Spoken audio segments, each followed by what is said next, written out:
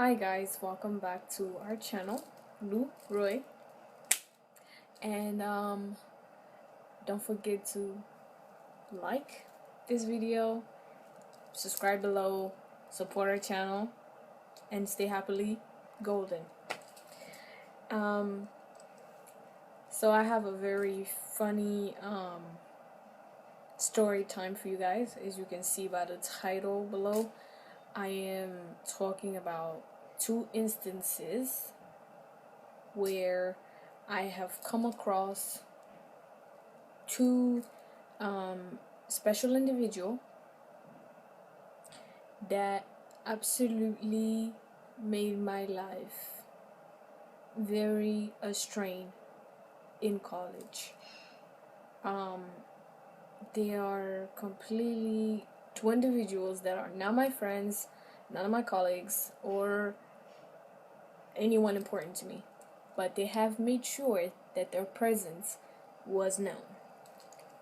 Okay, so let's start off with this other guy. I'll give you a description of him. He was light skinned, tall, not that attractive at all, according to my standards. Some girls may find him attractive, but not to me. He was absolutely tall. I remember there were a couple of the first instant that I met him was when I first came into the campus and I parked.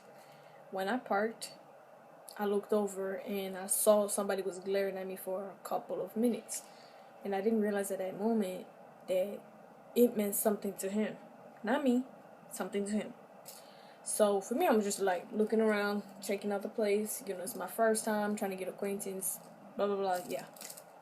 So, I proceeded on and I checked this meeting hall where everybody who's new has to come in, and basically they give you orientation and then they give you t-shirts and food, and you get acquaintance with even people who you are in the major with. So I'm like, okay.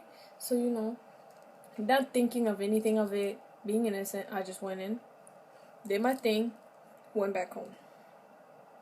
The following week, I pull into the parking lot, and I think I'm like 10 minutes late running to my first class. I see the same guy, the same light-skinned guy, come in from another building, looking at me, smiling at me, and I'm just like, okay. So I just ran and I got my bag and I just hurried up and left. Finished my class. I saw the same guy right outside my class. I didn't know he followed me there, but he was right outside my classroom, staring at me. Just staring at me completely. And at this point, that's when I started realizing that he's stalking me. Yeah. I was like, oh my god, I have a stalker. Not again. So I completely ignored him. I went doing about my business. I kept going down, and I arrived to my car, and that's when he stopped me. He was like, hey, I need to tell you something. I'm like, okay, what is it? You're pretty, can I get your number?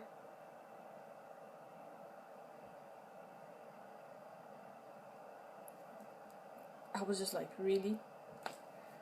Oh my god, this is gonna be happening. Yeah, so he forcefully closed the door, and he was like, can I get your number? I'm like, is he crazy? Did he just seriously put his hand on my door? I couldn't believe it. I was like, okay, I'm just gonna go. Hurry up and go. I gave him that look, and then I left. I got in the car, put my seatbelt on, left. Mind you, he was just sitting there like in awe, and he was like, really, I can't believe she did this. I can't, like, that's what he was mumbling. He was like, I can't believe she did this. I can't believe this. And I'm like, I just left. Because I was looking at him through my mirror, like the rearview mirror. And I was like, oh my god, no. So I just kept going, forgot about him. Okay, couple of months passed. And I started talking to Roy, and Roy and I, this was back when it was really fresh. So the first instance happened in August. So he was currently, like, he was still stalking me pretty hard. After that, it kind of died down because I didn't give him any, any kind of feedback or anything like that. Every time he would just stop, he'll be there while I'm there, just out of coincidence, which I didn't really think it was a coincidence. And he would try to say little things here and there, and I just didn't respond. I just kept going, doing my business. And at this time, I kind of made it clear that I was with someone, and I was on the phone all the time. I was always on the phone with Roy. Roy always was like, "Hey babe, do you not feel safe? Do you need me to come up there one day?" I'm like, "Yes, you do." And so some people can know that you are with me, you know. So I remember Roy came back in November, and I used this opportunity to also set the record straight that I have someone in my life, so I don't want him, you know what I mean. And in no shape or way or form did I ever indicate a sign of hope with him, never. So I remember when Roy came, he he was having my his arm around my shoulder, and we were walking, and I told Roy, let's go, just by coincidence. I was like, let's just go to my old campus, and I'll show you my old friends, and we can get something to eat before we go downtown, because I was planning to skip that day. So I skipped class, and no, I didn't skip class. I went to the first class, and I didn't go to the second class. So yeah, technically I did skip a class. So we left. We went to GPC, and I remember as we went there, we started walking, and I remember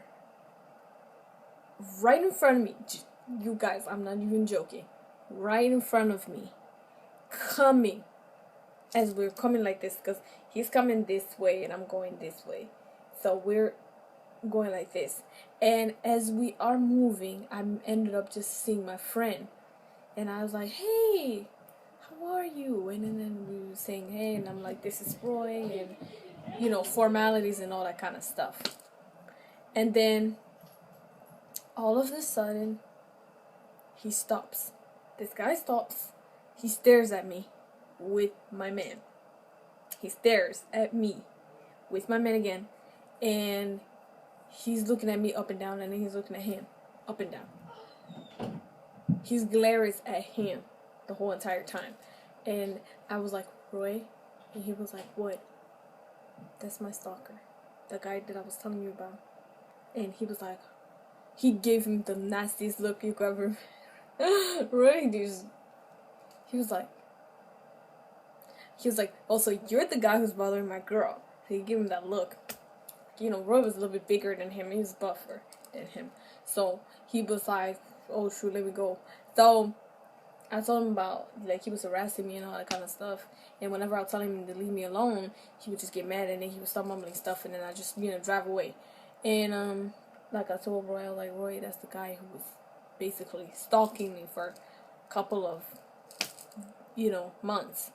And Roy didn't take it very lightly.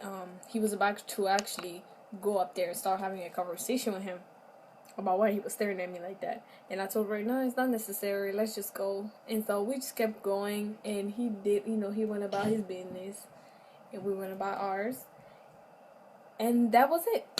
That was it. That was the last time I had ever to face a stalker like that. That was the first instance. Now here's the second one. The second guy. This guy, it happened, mind you, this is at the time where it's already past after November, so this is the new year. I believe we went back around January the 2nd. So this has got to be at least around the time of my brother's birthday. January. Yeah, it was in January. I met him. So I was coming into class one day, because I had all my classes like late at night, and apparently I think this dude was also, I don't know, like he was coming like in midday or something like that. which was around like 2 or 3. And sometimes I used to come up there early so we can meet up with my friends and all that kind of stuff. And I remember for this instance, oh no, my bad, it was not in the 2016. No, it was in 2015. Yes, it was 2015. It was actually soon, right before our it was actually in the middle of the semester too. It was before that guy, before the light skinned guy. But with him, it was a little bit more constant than the light skinned guy. And here's why. Because I remember the first time when we met, we were in the elevator. And I was going up the second floor, and he was actually originally going to the first floor. But he started like talking to me. He was like, I've never seen a kind of woman, like a beautiful woman like you, blah, blah, blah. And I'm like, yeah, thank you. I'm on my phone the entire time he's talking to me. And he was like, so where you from? Because you don't sound like you're from here. I'm like, I'm African. Hopefully. Because whenever I say African, that's like a turn off to a lot of people. So I'm like, just hopefully, I said I'm African so he can leave me alone. No, it started sparking a conversation. And he was like, oh, yeah, by the way, I'm Ghanaian. I'm like, oh, shoot. Another African guy. Great. So he started talking to me, and he's like, so are you taken? Are you single? Are you married? I'm like, yes, I'm taken. I have a fiance. But at that time I didn't have this ring to prove it. You know what I mean? I was just myself. I didn't have the ring yet. So I was like, yeah, but I'm somebody else's wife. And he was like, oh, don't worry about him. Be with me. He's ugly as heck. Like, ugly. Fugly. So I remember he was like, oh, so, by the way, where is he from? Is he African too? I'm like, no, he's not African. I would never date African men. I have nothing wrong against African men. I just don't like African men because they're too strict, and they don't allow women to have certain type of liberty when it comes to. They have an old mindset. Some of them have an old mindset. Some of them are kind of new, but they're immature if they're new into the brand new mindset of American, being Americanized, kind of. But some of them are, I met some that were consciously aware of what they were doing, but I met some that were still immaturing. So, like I say, it's just not my cup of tea. I prefer my tea caramel or chino, like I stated before. So, it was funny. I remember that I told him my fiance was Colombian. Just so he could like leave me alone or whatever. So I did that. I was like, yeah, he's Colombian. And he was like, Colombian? Like Latino? I'm like, yes, he's Latino. And I remember he made this face. He was like, ugh. He was like, why? I'm like, because. What you mean why? Like, I love him, that's why. And then he was like, okay, well, you can ditch him for me because I'm better.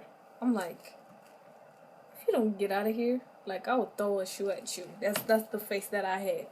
If you don't get out of here, I'm gonna throw a shoe at you. And apparently he didn't catch the memo. The elevator went up to instead of going to the first floor like he was planning to, he followed me to the second floor.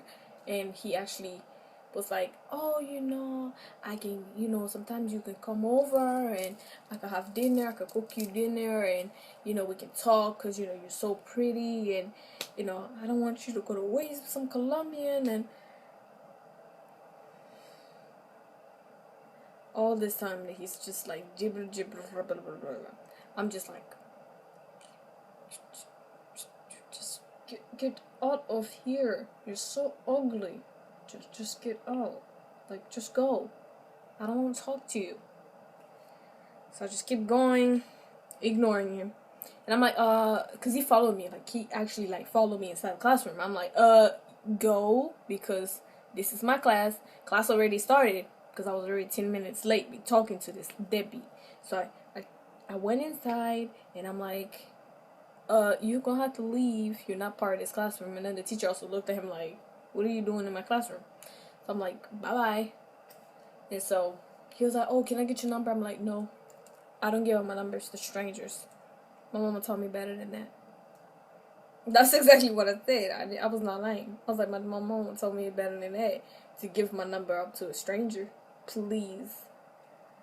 Like, some of these dudes these days are thirsty. Like, thirst. The thirst is real. Like, for real. Like, just, y'all need to stop.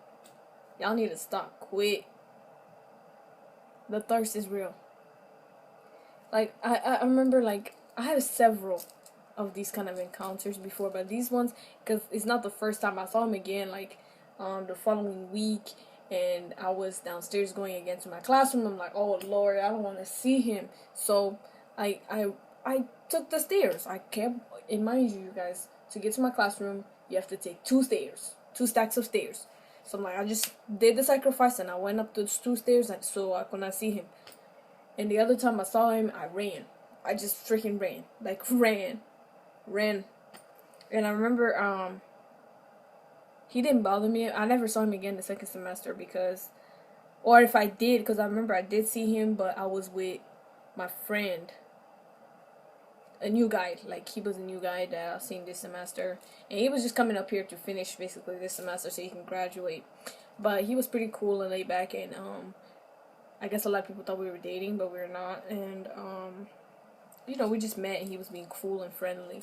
And I guess being around him, because he was so buff, people were like, it was pushing the other, the thirstier niggas out there. Always. Okay? So, that's all I can say.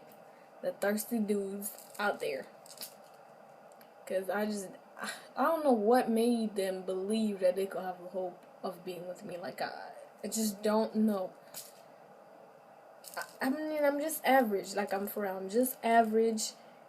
Some people say I'm gorgeous. I'm like, thank you. But I just, you know, when you see yourself, you're just like, I'm average. I don't see what you see. You know what I mean? So, all this thirstiness, I'm just new to it. It's like, it just, all of a sudden, when I just popped 18, that's when everybody want to be all, like, thirsty. Like, oh, like, I have awakened an army of thirsty men out there. Like, I'm just like, what is up with them? Like, just leave me be.